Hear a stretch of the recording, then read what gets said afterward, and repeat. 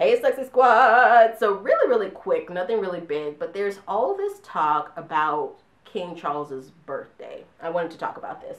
And hopefully, I'll actually post this video. Hopefully you guys will get this not too far out from where I'm filming it. Because when is King Charles's birthday?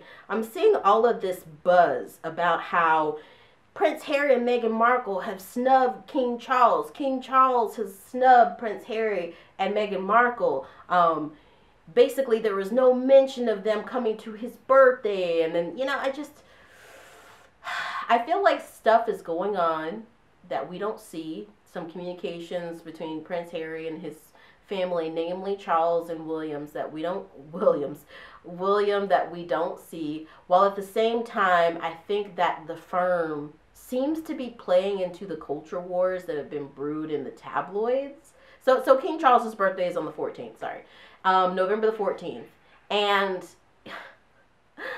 I just don't see Prince Harry and Meghan Markle going there. And at the very least, I'm going to say this: I don't see them going there publicly. Okay, I like if they do, I feel like it's going to be hush hush. And it's just going to be to handle some business. Because we talked about that thing where King Charles was thinking of making Prince Harry one of the people to, be there in the event that he's sick or something, way down on the list, like 11th or something like that. Was it Chancellor, I think was the title? Some royal title. I'm not a royal expert or anything like that, so I don't know all about that stuff. I just like Meghan Markle and Prince Harry. But, I just think that the damage is done. I think there's been too much damage done on the side of the other senior royals towards Prince Harry and Meghan Markle, and I don't see that happening. But at the same time, like I said, I think that there are these undercurrents of things that we don't see, seemingly like, stuff that's dealing with, like, maybe some T's that they have to cross and I's that they need to dot concerning like stuff, happenings that's going on within the firm. Because think about this, and let me just pose this to you for a second. And Success Squad, you can tell me what you think. But for example, the Invictus Games.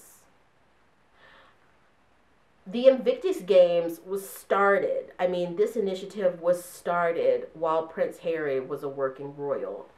And looking at the size and the scale of it, and maybe this is some conspiracy theorist stuff, but it's really not. It's just, I'm just kind of thinking here with a little bit of critical thinking. Prince Harry and Meghan Markle have done very well for themselves. But the money that is backed behind the Church of England, the Crown of England, there's a lot more money there than what Prince Harry and Meghan Markle have. It's an initiative. A lot of outside donors have really pumped a lot of not only money into it, but resources and sort of like hype. They've also put that in it. But I keep asking myself, it seems like somehow, maybe in ways that we don't see, maybe in indirect ways that we don't see, maybe the royal family is still kind of using the Invictus Games for... You guys know what I'm saying? Like, I don't know that I'm verbalizing this really well, but it just seems like when Prince Harry and Meghan Markle go and do charitable things, for example, there was something else. Something with the Navy SEALs that I saw.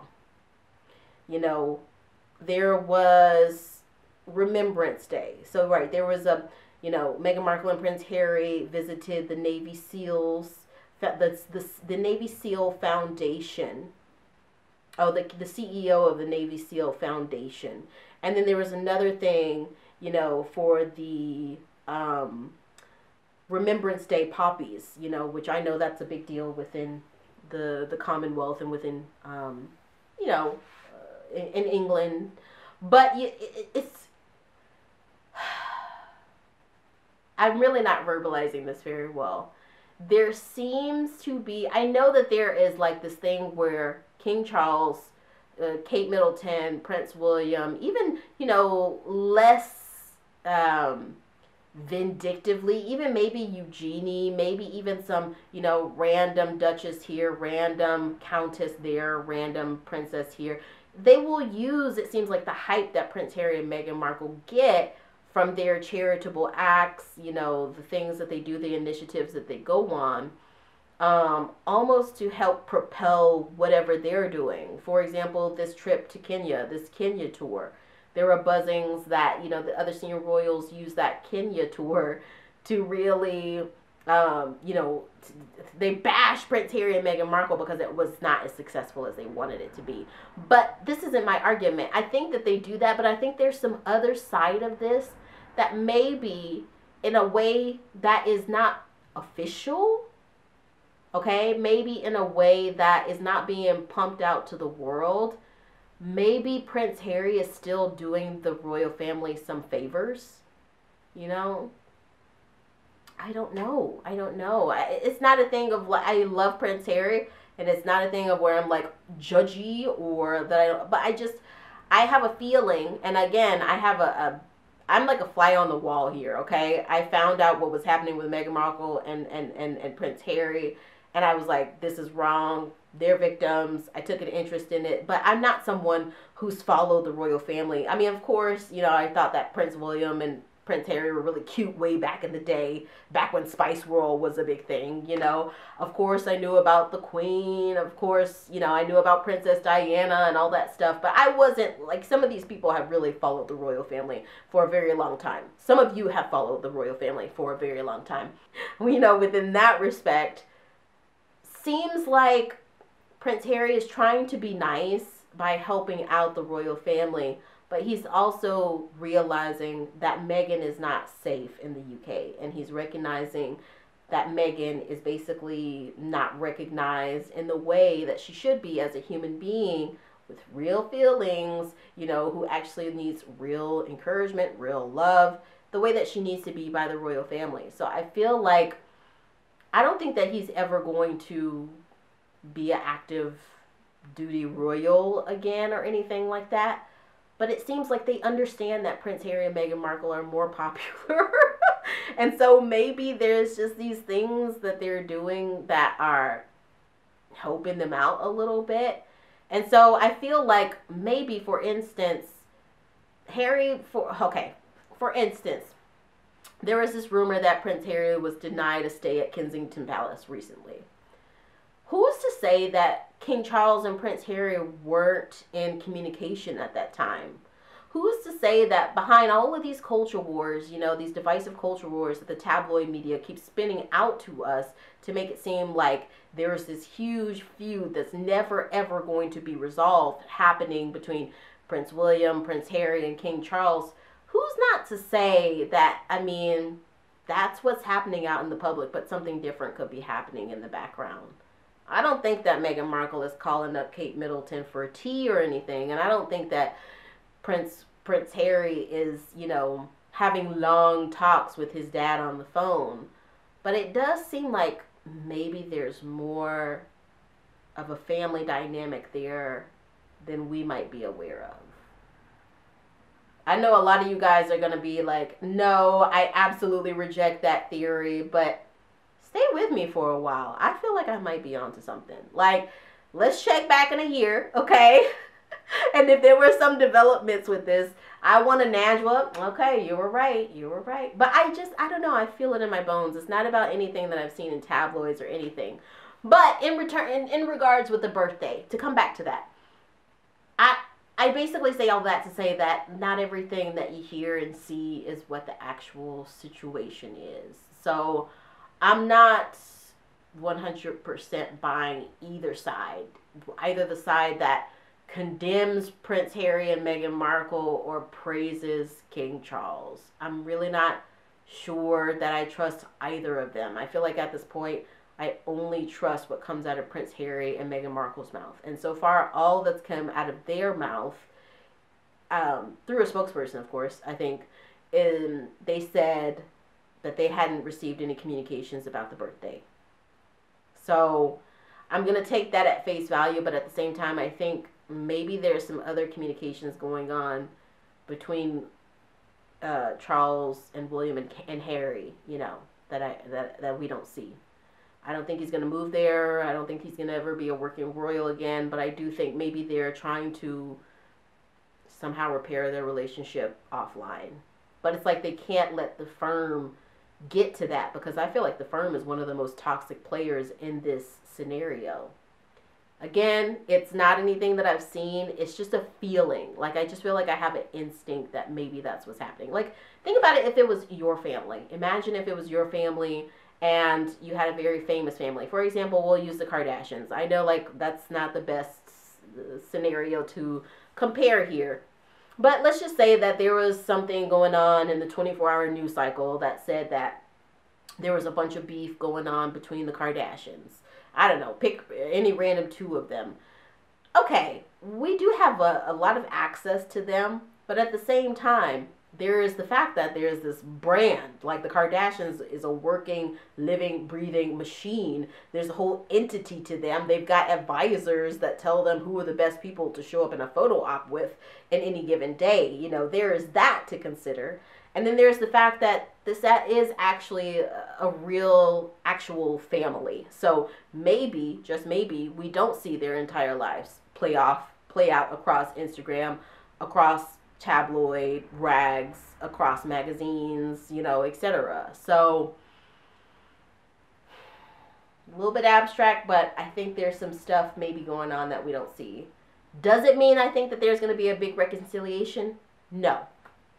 I'm really not there, because honestly, from everything I've seen, they've said no, that's not happening. So listen to this. This is from November 8th, 2023.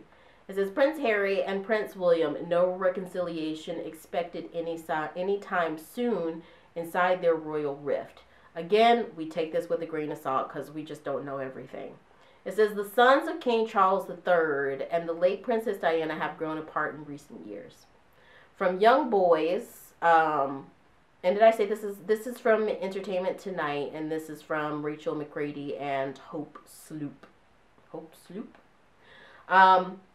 It says, from young boys bonded by their unique positions and the tragic death of their mother to grown men with obvious tension, Prince William and Prince Harry's relationship has become more strained in recent years. Even before Harry and his wife Meghan Markle made the decision to step away from the royal life and relocate to America in 2020, the brothers showed signs of a serious rift. Now pause there. Again, I just want to note, I feel like we can speculate a lot, but we just don't know whether it comes to the royal family, Beyonce and Jay-Z, Joe Biden and Jill Biden, anybody in a public position. We just don't really know exactly what goes on behind closed doors. That's all I'm saying. It says, today the sons of King Charles III and the late Princess Diana are more divided than ever, but it wasn't always like that. Most recently, after it was reported that Harry and Meghan were not invited to King Charles's birthday soiree, a source told ET that Harry shouldn't hold his breath when it comes to reconciling with his big brother. That right there is weird, because, you know, I feel like the tabloid media has taken on this monster on its own, because every week it's something different. One week is that, you know, Kate Middleton and Prince William are going to make a big show to show that they're anti-racist now to reconcile with Meghan Markle and Prince Harry. The week after that, there's no chance of any type of reconciliation. So I just feel like there's only so much credence, even to the more trustworthy news sources. I'm just like, did it come from Prince Harry and Meghan's mouth? I'm not sure. And then there's that other element of me just kind of, you know, using my actual human instinct and just being like, we don't see everything that happens. So it says, in early November, a source close to the matter told ET that Harry and William's relationship has not improved since the publication of Spare, gaslighting. They just want to blame it all on Prince Harry, obviously, right there. And there is no reconciliation expected anytime soon. The source added that the root of the problem all boils down to a lack of trust. Now, let me just say right here, narcissists can be in a position of power. They can be very wealthy. They can be the person that has more authority. It doesn't necessarily mean they're in the right position. And so what do you do with a narcissist? You cut contact. So I think Prince Harry, his best bet, you know, strip titles. I don't give a damn. Do whatever you want. Just please don't bring your BS to me ever again. Okay, it says this comes months after Harry and William both attended their father's coronation on May 6, 2023 at Westminster Abbey in London, England, marking the first time they were together since their grandmother, Queen Elizabeth II's funeral last year. Queen Elizabeth, who is Queen Elizabeth III? The brothers did not speak or have any interaction with one another. So, moving on, the article says, now E.T. delves into what went wrong in the brothers' relationship and where they stand today. So it says William had no interest in reconciling with Harry at the coronation. It goes on to talk about their roles at the coronation. It says Harry was always the spare. It says William told Harry to act like he didn't know him at school. That's so heartbreaking. It's like, yes, they're royals. They have a lot of money. They have a lot of influence, but toxic family is toxic family. That's so sad. Okay. William roasts Harry in a joint interview. It talks about it says Harry recalls living with William in training to go into combat as a young man. During a rare joint interview with the brothers, Harry says that William called him out for being a slob and snoring.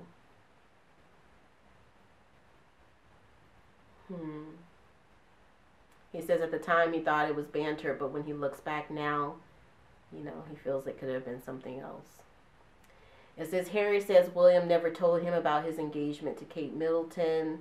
It says Harry, no, you know, I could keep going on. But if you ever want to look at that dynamic between the narcissist and the victim, just go and look at some South Korean shows, y'all. I mean, I feel like all of them, Meghan Markle, Harry, William, Kate, Charles, they all need to go and look at some South Korean shows, you know, because there's life lessons to take from it. But anyway, what I've learned from my delving into, you know, cuddling up to some chocolate ice cream and some PMS junk food and watching my South Korean shows is that oftentimes the victim of these narcissists, they try to see the best in people. They try to see the good in people. And they just keep getting knocked down over and over and over and over and over again. And somehow the victim, the empath, always comes out. You know, they get really hurt, but they usually come out on the good side of things because they're good at heart because they see the good in people. And even though they keep trying to see the good in the narcissist keeps scheming and plotting. And eventually it gets dangerous and the victim has to just get out of that situation. And that danger could be emotional or physical, right? So I don't know. I just feel like, but when it comes to Charles, you know, it just seems like something else is going on. And I don't know if it's negative or positive. I just feel that there are some communications between Prince Harry and his family, namely Charles and William, that we don't see. And it could be negative or it could be good. But I just feel like, just in my bones, I feel like there's some stuff that we don't see. But I want to know what you guys think. Let me know in the comments. And if you're new here, go ahead, hit the like and subscribe button. Hit that bell so you know whenever I post a video. And I'll see you guys next time. Bye, Success Squad. Love you. Bye.